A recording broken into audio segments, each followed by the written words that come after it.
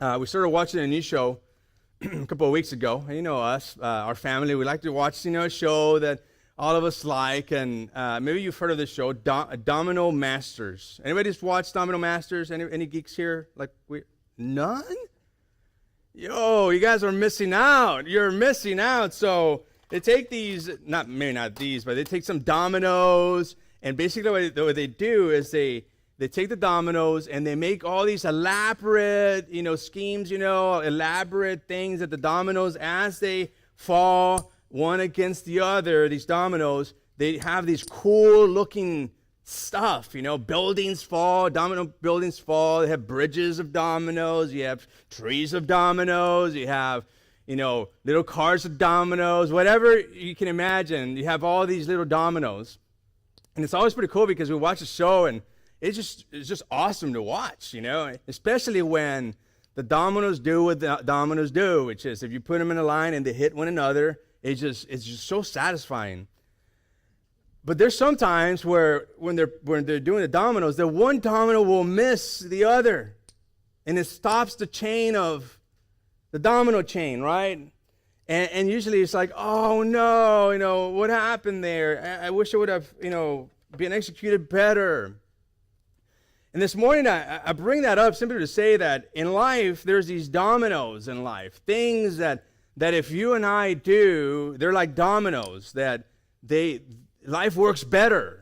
And so I'm going to talk about 3 things that I think are like these domino pieces, that if you take that domino piece out, like you don't see the wonder and the beauty of the domino effect, right?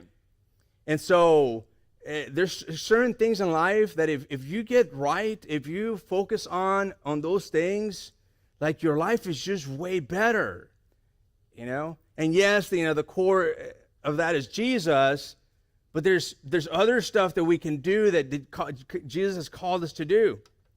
And have you ever heard the expression, watch where you're going? Anybody, did you hear that growing up? Man, that was me all the time. Watch where you're going!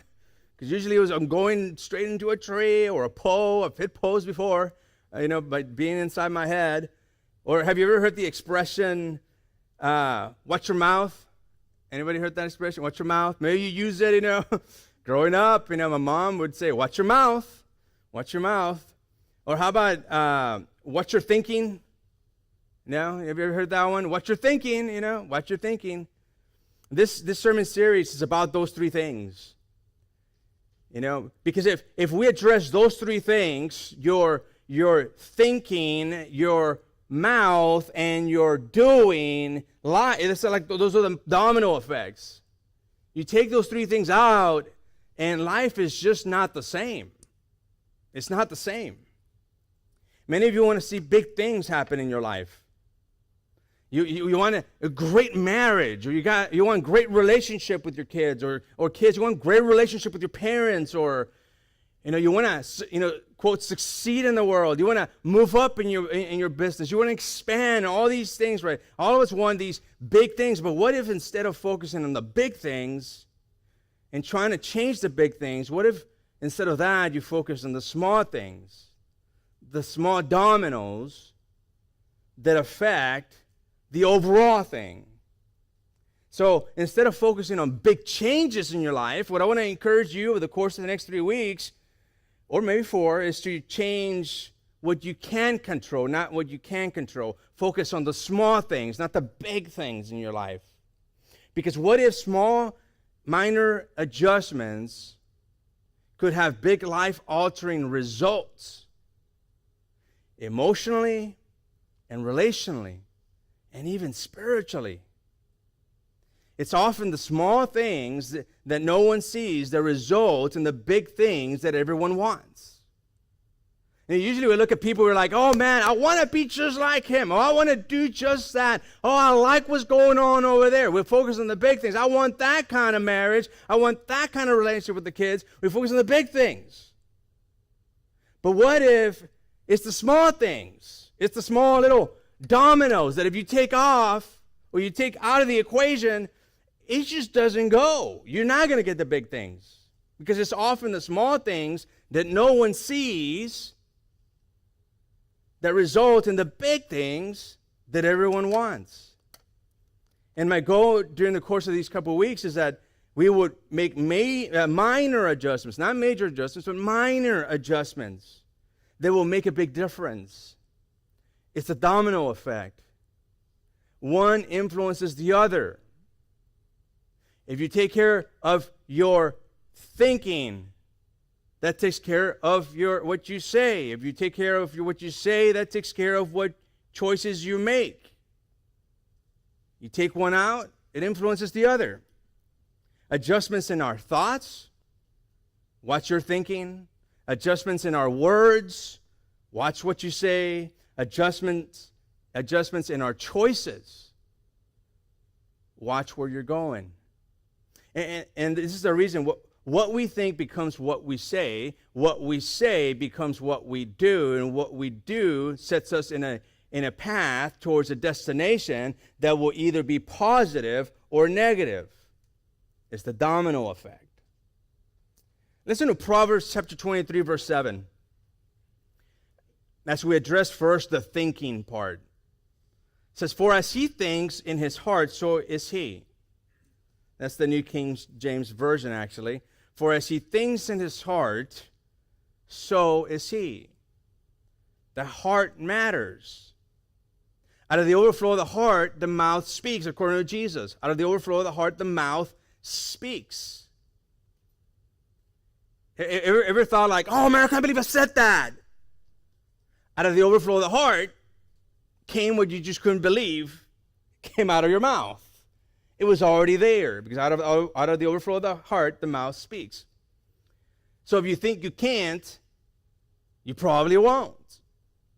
If you dwell on your problems, they will overwhelm you. If you feel like a victim, you will become one. But if you think you can, you probably will. If you look at the opportunities, you will see plenty of them. And if you believe that God is for you, you will sense His presence and His power in your life. And you will see things happen in your life and what He's doing in your life.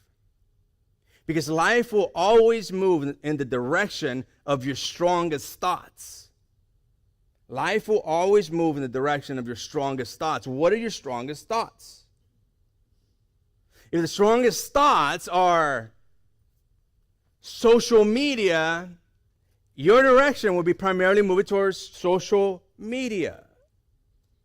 If your thoughts are primarily critical, then your life will move towards very critical things, or you will be highly critical. If you see the bad in every situation, you are going to gravitate towards seeing the bad in people all the time. So what are your strongest thoughts? I put a thought audit there in front of you in your sermon guide, and I want you to think about what you think about. I want you to think about what you think about. So I scaled it from 1 to 10, 3 different categories. Worried to peaceful, right? Negative to positive. Worldly to eternal.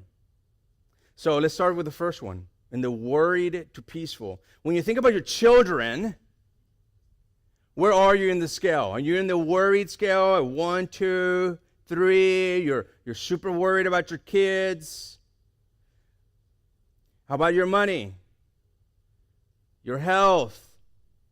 Well, your money with hyperinflation right now at over 9%. I mean, it got a lot of people worried. Your health, your job, your future, your relationships. You can't escape once again. You don't know where it's at. Where would you put all that, And the worried part, would you put it there? Or would you put it in the secure part? When you think about God's promises, do you just trust God? Because if you do, you'll find yourself in the peace section. You'll find yourself at an 8, 9, or 10. Where are you? Where are your thoughts? How about in the negative, positive category? Are you critical all the time of all people, of all things? Are you quick to find fault? Does that come really easy for you? Are you discontent a lot of the time? Or are you on the other side? You believe the best in people. You just generally approach life as life is good. You're optimistic of the future. How about the world, the eternal slide here? Is your mind consumed with things of this life? More stuff, more things? You know?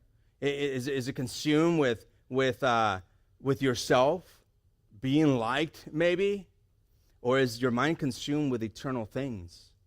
Making a difference, giving or reaching people or following the leadership of Jesus by living out his ways, words, and works as the Spirit of God empowers you. Where are you in that scale?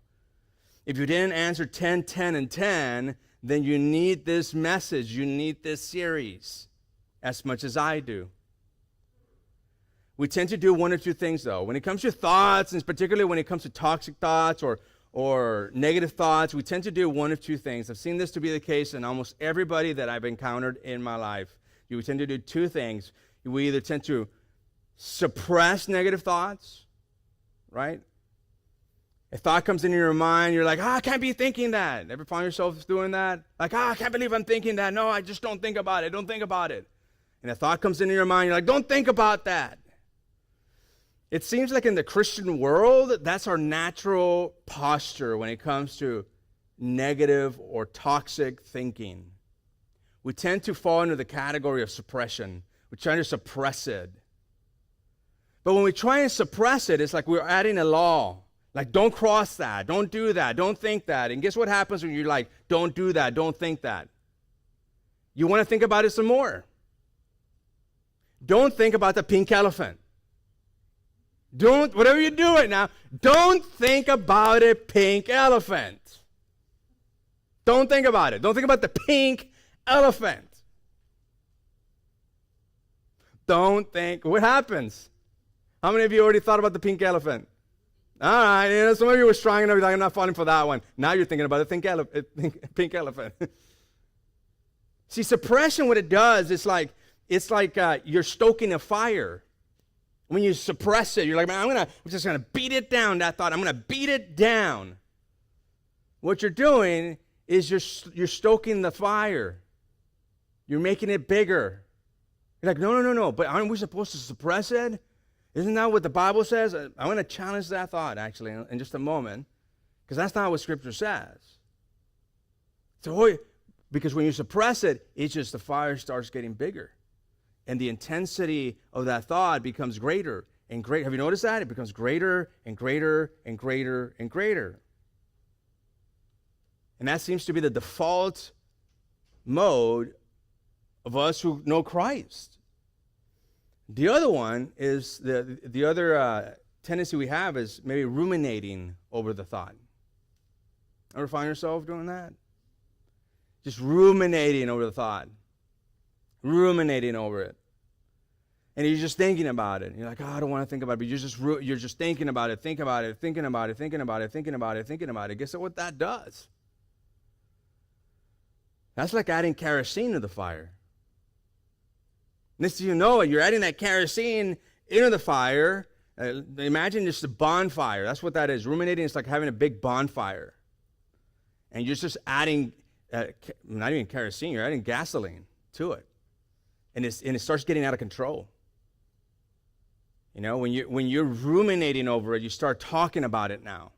It starts spilling over into other areas of life. It's like having a little, fire that in your fireplace. When you're ruminating, that fireplace goes into the living room. That ember goes outside of where it should be, and it goes into the living room and gets into the curtains, start getting on fire, and then the house starts getting on fire. That's what happens when you're ruminating it, and you get all worked up inside. Maybe some of you have experienced that. You're like, man, I'm just all worked up inside, and you don't like that feeling, do you? And you're like, I don't know how to deal with it. Well, thank goodness you showed up today. Because we're going to talk about that. How do you deal with that? How do you deal with those thoughts? Because some of you are consumed by those thoughts. You know? And that's not even talking about the self-talk you have. That's next week, you know. It's just the thoughts that pop up in your head. And Scripture has a solution. Because we got to change our stinking thinking. We got to change our stinking thinking. And here's two thoughts to apply. The first one is this. When it comes to thoughts, your thought world, capture, assess, and redirect toxic thoughts. Capture, assess, and redirect toxic thoughts. If you brought your Bible, I want you to go to 2 Corinthians chapter 10, verse 3. 2 Corinthians chapter 10, verse 3. We're going to see that here. 2 Corinthians chapter 10, verse 3. For many years, this passage eluded me. Many, many years. Like, what does it mean? What does it mean? It's like, and I think there have been so many wild interpretations of this passage. And I think at some point, I just felt like, I think I get it now. So go there to 2 Corinthians chapter 10, verse 3. For though we live in the world, we do not wage war as the world does. So we live in this world, but we don't approach things the way the world approaches things. You know what that war is? The waging war. And in some cases, the raging war. We're going to find out that it's in your mind. We're going to see that Paul is referring to the war that is going inside your mind. In between both of your ears, there's a war. And we don't address that war the way the world addresses that war. Listen to verse 4. It says, the weapons we fight with are not the weapons of the world. On the contrary, they have divine power. The word dynamai. That's where we're going to get the word, dynamite. The weapons we use have power to do what? To demolish strongholds. Okomura is the word that is used there in the Greek. Strongholds. Okomura. Which has the meaning of it's a prisoner that is locked or captive by deception. Is the prisoner the prisoner of war was captured, and the way they were captured was by deception. That's what the word okomura means. So what is he talking about? He's talking about our minds being captured by deception. Now, who is the great deceiver? Help me out. Satan is the great deceiver. In John chapter 8, verse 44, it says, Satan, the father of deception. It says, some of your, it says that Satan is not only the father of deception, but in his language, his natural language is what? Deception is natural language. In other words, in Satan, there is no truth. There's only twisted truth. If you can call it truth. It's not really truth, right? Satan twists the truth. And it's usually very subtle. And it's those thoughts in our minds that just have a little twist to it. It's that deception. And it says here, it says, the weapons we use have the power to demolish your thoughts that have been captured. They're POW thoughts. They've been captured by deception. Some of you here this morning, you have been caught by deception. There's some thoughts you have that are distorted lies. You have thoughts that you hear in your head that are not true. Then maybe even perhaps you've given yourself the permission to believe them to be true. Maybe even to comfort you in times of struggle. You've bought into a lie. And therefore now you're a POW. Your mind is, your thoughts are POW. They're being captured by deception. Verse 5, it says, we demolish arguments. Where? In our mind.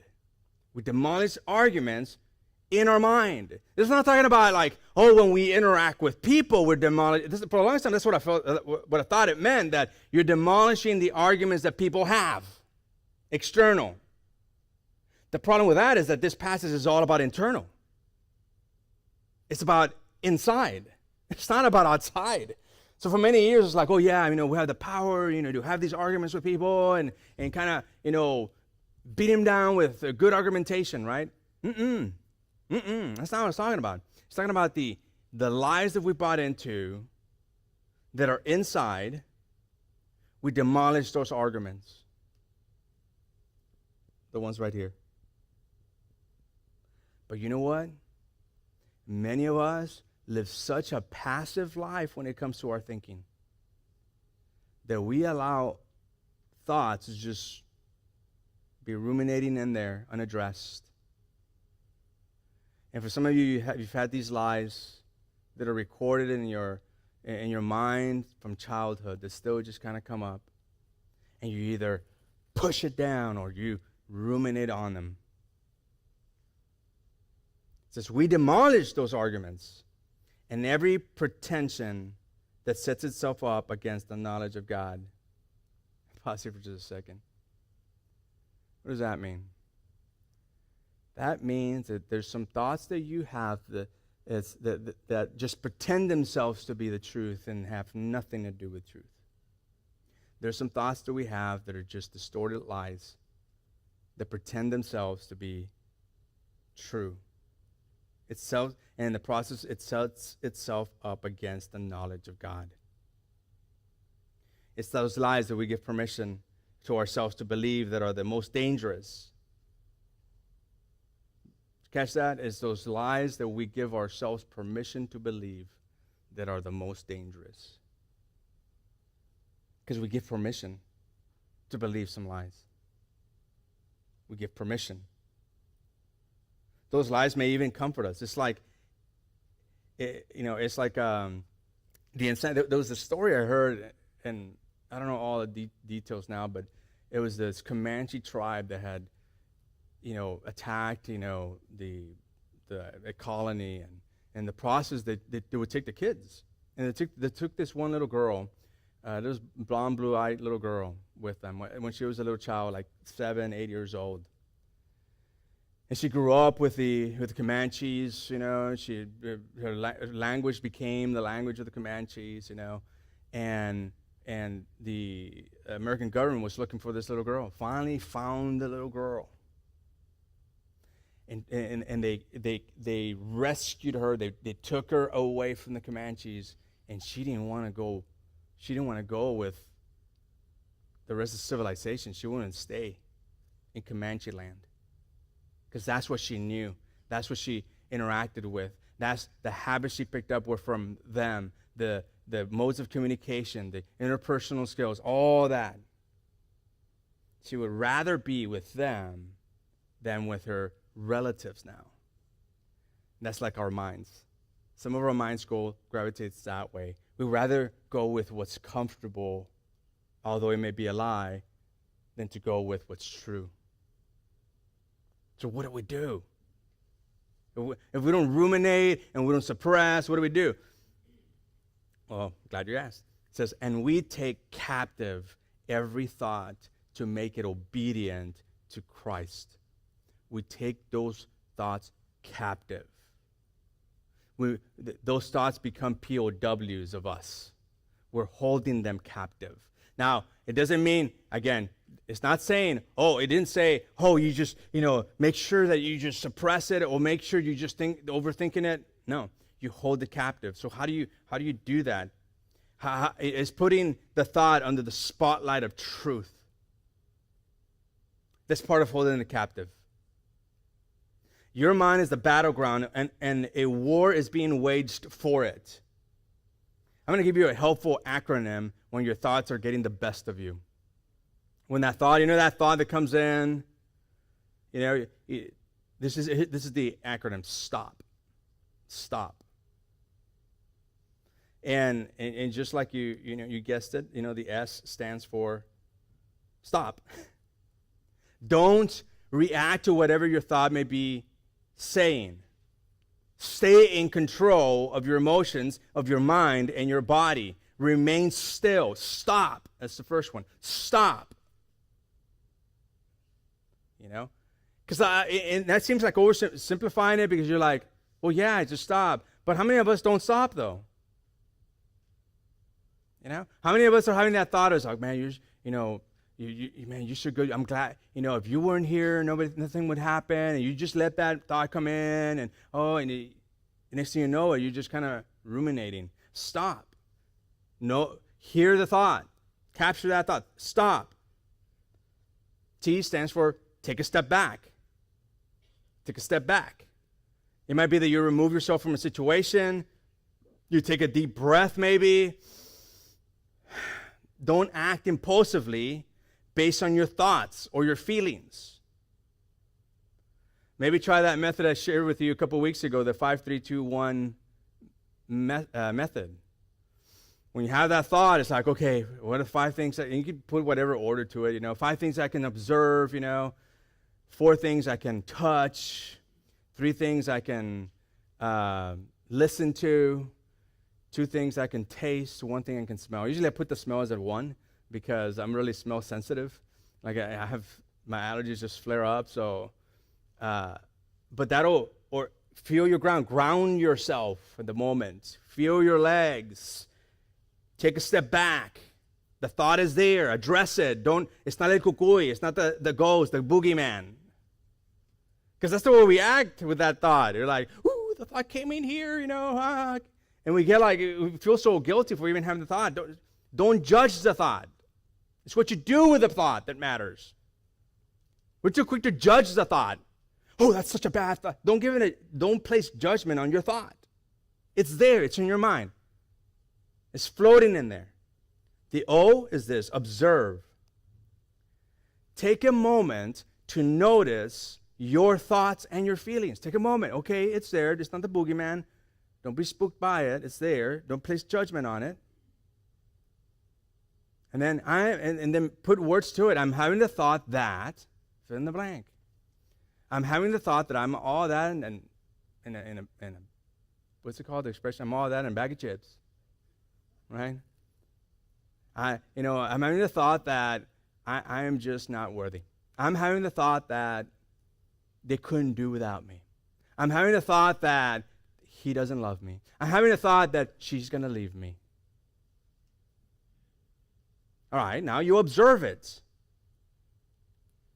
Is this thought realistic?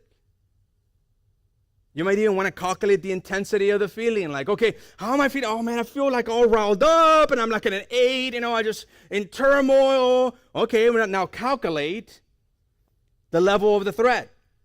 Because sometimes we're like all spooked. We're like, man, what if this happens and all these things happen? And you're like at a level 8, calculating a level 8 of your feeling, your intensity. The thought is just there. And then when you calculate the actual threat, it's like a 1.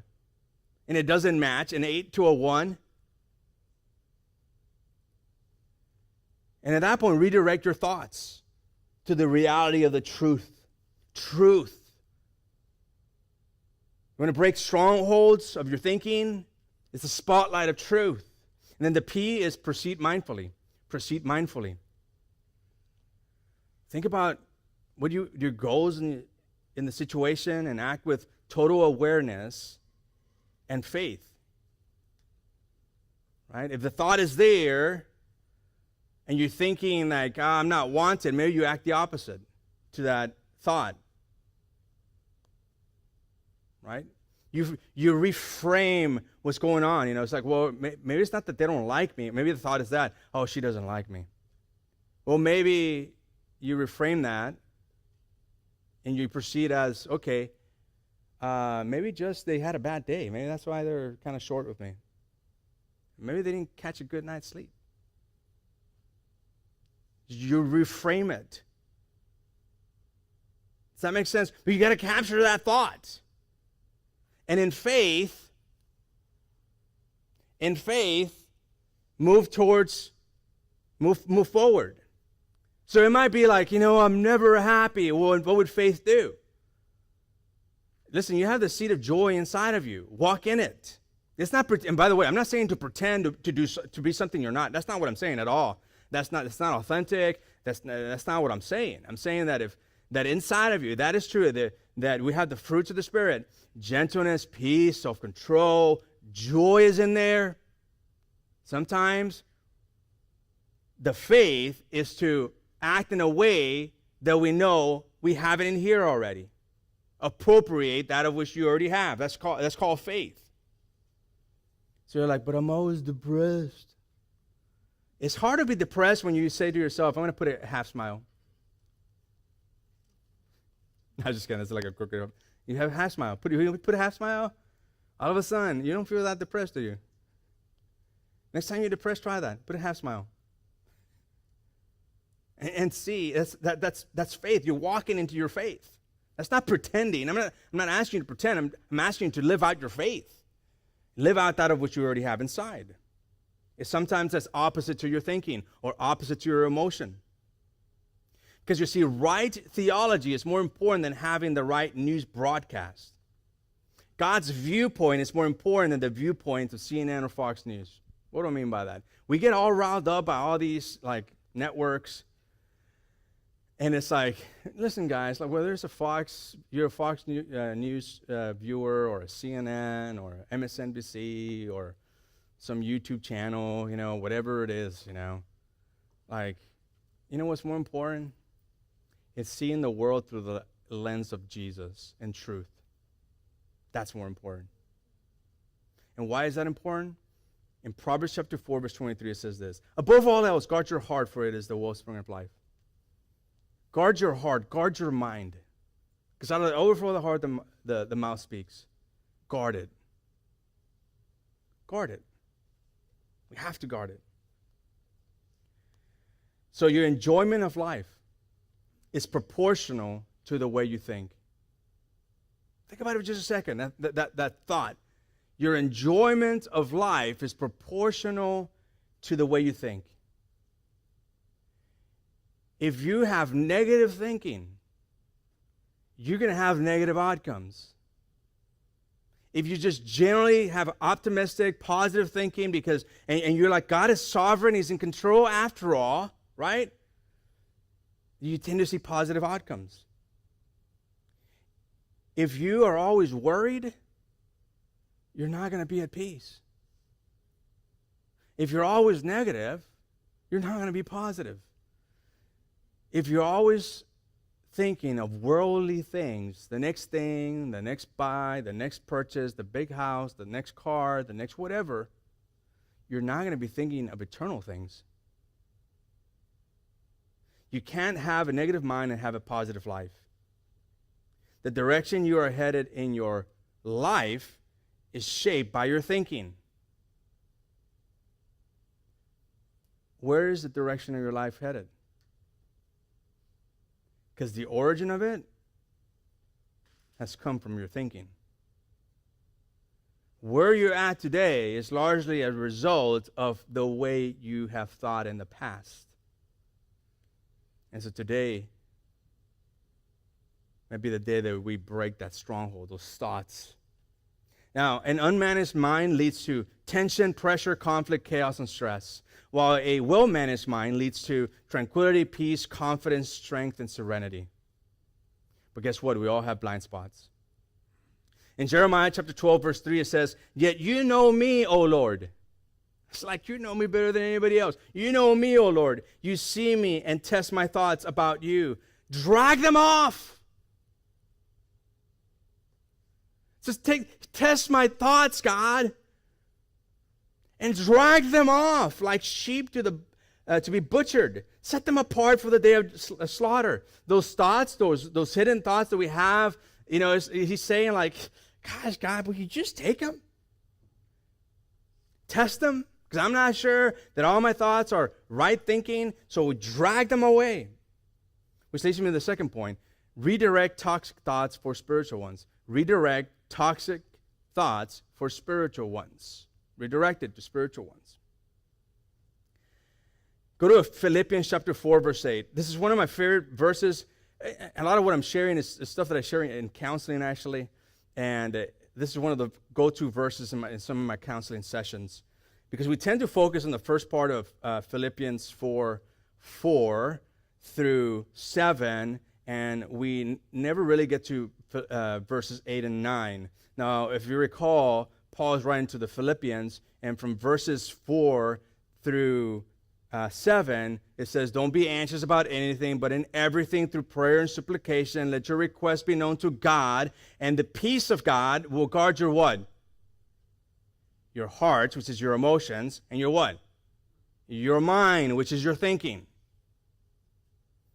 Don't be anxious about anything, but in everything through prayer and supplication, let your requests be known to God, and He will guard, it's a promise, He will guard your mind and your thinking and your emotions. But then, that's not enough. You captured your thought. You know it's not a healthy thought. What do you do now? You redirect to what is true. You redirect your thoughts to spiritual ones. And verse 8 is exactly what it's talking about. Yes, let God know what's going on. But in verse 8 it says, finally, brothers, whatever is true. Whatever is true. In this situation, I'm thinking that she has it against me, or he has it against me, or that things are going to go bad. But what is true? Well, God is in control. Man, they've had a hard day. It's the reframing. They've had a hard day. Maybe it's not about me. Maybe it's less to do with me and more to do with the circumstance. Whatever is true, whatever is noble, whatever is right, whatever is pure, whatever is lovely, whatever is admirable, if anything is excellent or praiseworthy, think about such things. I.e., this is how not to be a POW, a prisoner of war. This is how your thoughts, how you avoid having your thoughts be a prisoner of deception. And then in verse 9 it says, not only start thinking all these, well, what's true of the situation, but then it gets to the faith part, because it's not just about the thinking right. Verse 9, it says, whatever you have learned or received or heard from me or seen in me. Catch all that? Received, learned, received, heard, you saw, whatever you saw me do, put it into practice. And the God of peace will be with you. So, next time you come home, you're thinking, oh, she must be upset at me. What is true? Well, maybe she's had a long day, and all right. So what do you put into practice instead of being like all distant? It's like, well, I'm going to put to practice what the Word says, which is to be gentle and to be kind and to approach my loved one with tenderness, because that's appropriating my faith, and that aligns with my right thinking. See, you'll find what you're looking for. You know, hummingbirds, they look for sweet things. Nectar, right? Vultures, they look for dead things. They just do. Those are nasty animals, you know. I see a vulture and I'm like, vultures. And then I see the hawk, I'm like, oh, beautiful beast, right? Vultures that look for dead things. That's the thing about vultures. They don't even hunt for their own prey. You know, they wait for somebody else to kill the prey and then they go for it, you know. But it's like you gravitate towards what you think about. You find what you're looking for. You're looking for negative things, you're going to find them. You look for positive things, you're going to find those too. If you look for God at work in your life, oh my gosh, guys. So many of you I hear like, I don't know if God is working in my life. Have you looked? Have you become aware of your circumstances enough where you're actually looking to see if God working? Because God says He's always working. It may not be working the way you think He's working, but He's always working. It's like learning a language, the language of God. And you know what the language of God is? It's truth. Jesus is truth. Jesus is the embodiment of truth. And it's learning that language of truth and putting that spotlight of truth into your thoughts. So who helps us? God does. Go to Romans chapter 12, verse 2. It says, Do not be conformed any longer to the pattern of this world or the way this world thinks, but be transformed. It doesn't say transform yourself. Be transformed. You're in the past, somewhat in the past if you're somebody else is doing the transformation. That's the Spirit of God. Be transformed, but this is your part, by the renewing of your mind.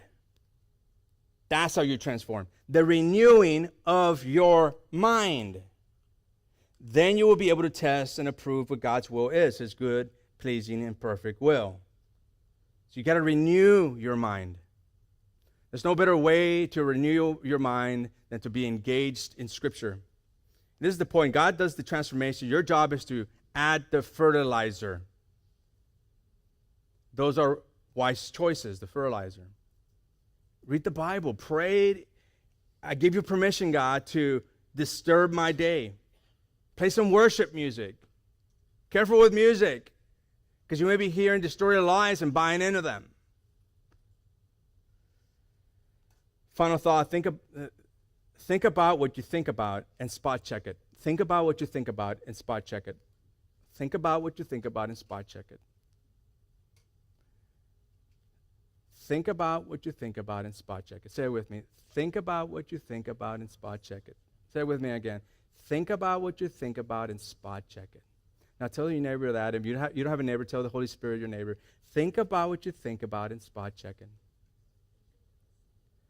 In Psalm 104, verse 34, it says, "May all my thoughts be pleasing to him, for I rejoice in the Lord."